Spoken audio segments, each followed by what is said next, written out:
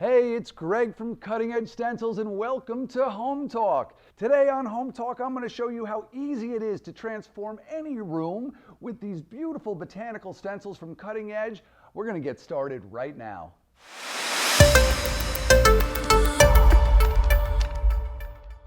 Okay, the next step is to mask off the trim. Crown molding if you have it, baseboards, door jambs, windows, things like that. We like to use low-tack blue painter's tape. 1.5 to 2 inches will work just fine. Let's get started.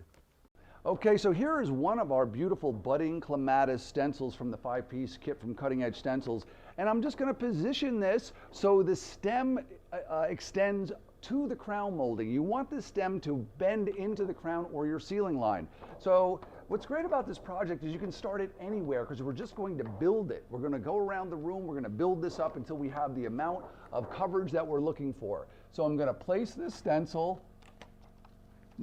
in a way that it falls naturally where my stem meets the crown. Okay, I'm going to load the dense foam roller now. I'm using a 2-inch dense foam roller with my lightest color. I deliberately load the roller and I pellet the roller a little bit back and forth so I equally distribute the paint on the roller. So I got a nice equally distributed roller here with the paint, and now I go over and I give it 1 or 2 offloads. It's ready to go. Okay, up here I'm going to put it on in a broken fashion. Look how easy this is. I'm just going to come in, do a very light application. I kind of want it broken. There we go. Stencil's easy to reposition when you have that repositionable spray adhesive on there. Okay, I'm going to shade now. So I'm going to come back down here. I'm going to grab a little bit of my next darker color. And you know what? I'm not even going to use a brush on this. I'm going to shade this really quickly using the roller and just concentrating on the edges and the bottom parts of the leaves and the stems. So come back up here with me, and I'm going to just kind of lightly hit the tips, the edges, kind of use this as a paintbrush. You see what I'm doing here? Just kind of adding a texture, some shadows. I'm going to come in with a little bit more of the darker color for the stem here, and that's what I'm doing here. And then lightly shade, lightly texturize these leaves, just to give them some movement and some depth and dimension. Okay, you see that? Let me pull this down for you so you can see what we got here.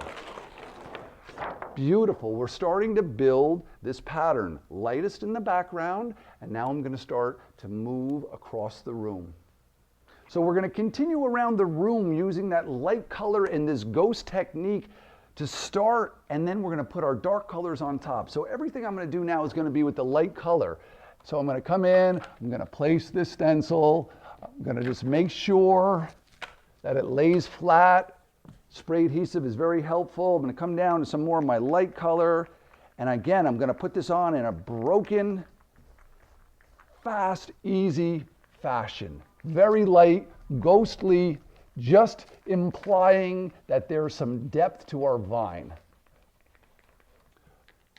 Again, I'm adding some texture, a little darker color to the tips and a little darker to the vine. And I'm doing this with my roller because it's very easy to do with the roller. We're going to show you later how to do it with a stencil brush.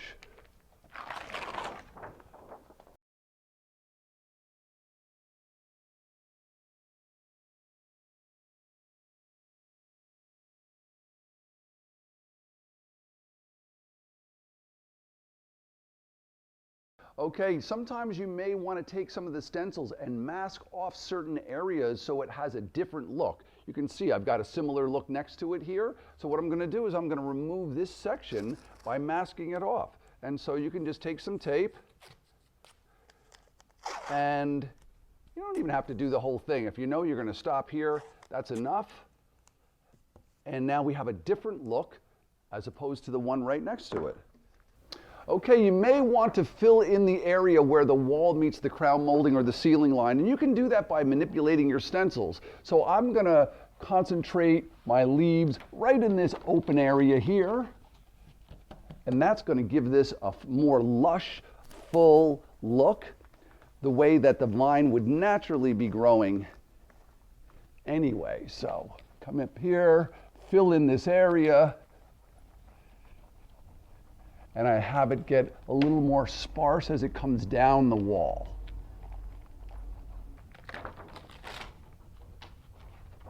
Starts to really fill it in there. Okay, since we have these two vines that have a very similar look, what I'm going to do is do some freeform stenciling. I'm going to take this section, which bends to the left, and I'm going to add it to this so we have different amorphic looks here. So I'm going to stencil this area. I'm going to attach it around here. So you see what I got here? I've got this area here. I'm going to come up and I'm going to attach, and I'm not going to go any further than that. And this is just going to give me a slightly different look than the stencil right next to it. That's what's so great about freeform stenciling. You just use your eye to place the stencil to build an organic look. See that? Okay, so we've completed our first layer, which is the lighter color with the medium color as the shading. Now we're going the foreground leaves, so I'm going to start with the medium color and then shade it with a 3/4 inch professional stencil brush on the tips and the edges.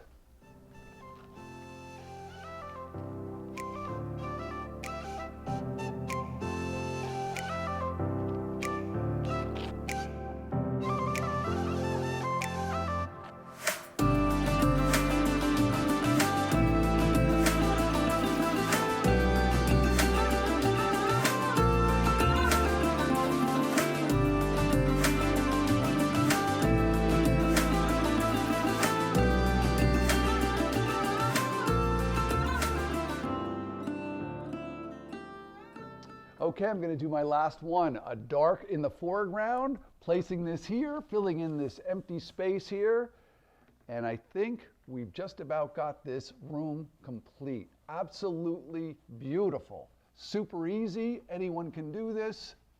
I'm going to shade with a little bit of the darker color, and I think we've got it.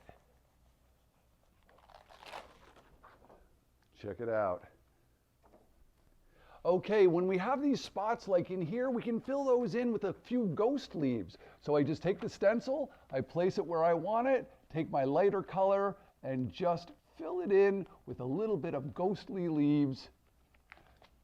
And it really starts to take care of those spaces there, what we call negative space.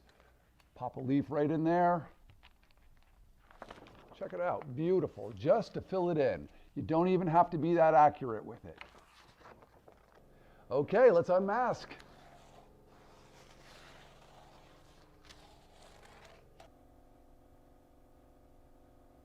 So how do you like this beautiful accent wall? This is so easy, anyone can do it. Thanks for tuning in to Home Talk, and we'll see you next time.